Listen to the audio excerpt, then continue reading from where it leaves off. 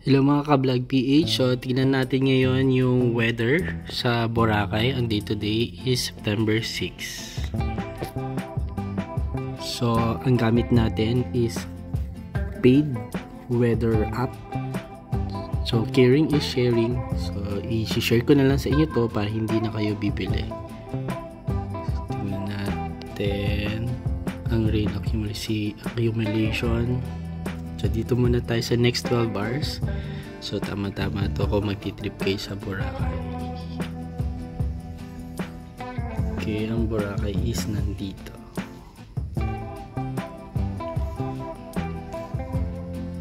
Okay, welcome to Boracay. Okay, so, next 12 hours, 0.9 mm. So, may onting-onting ulan. Pero, okay lang siya, tama lang siya. Hindi siya yung parang binabagyo or whatever, no? So, titingnan natin dito sa paligid niya.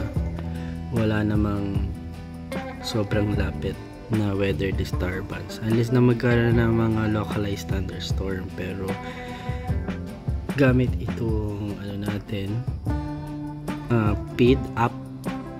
So, okay yung weather. Sa next 12 hours ng Boracay, ang time ngayon is 7:18 AM. So, okay siya. And then sa next 24 hours, 1.2 mm.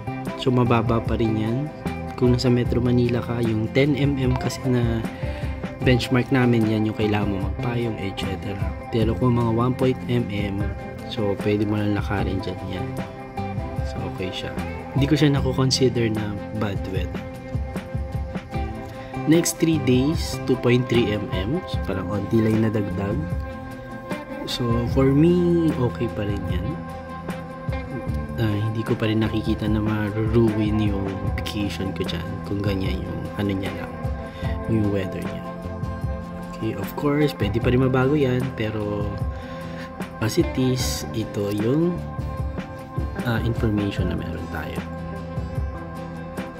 Okay, so tingnan natin kung maalon ba.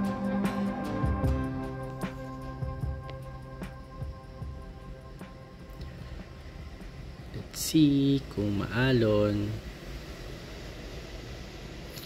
Okay, so since habagat season ngayon, makikita natin yung arrow papunta dun sa Boracay Island. So, although hindi siya parang direct hit, pero kasi ang pinaka-direct hit dyan, yung sobrang alon niya pag ganyan, yung hangin. Okay, pero since yung hangin is pag ganyan, tatamaan din siya pero meron pa rin.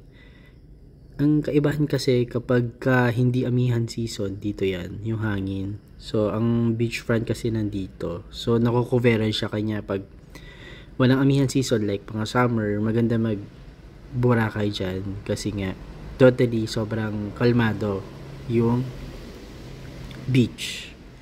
Since amihan season, nakita naman natin pag ganyan siya, may tama pa din pero hindi siya kagaya ng direct hit na ganyan, pero meron pa rin yan, may alon pa rin yan.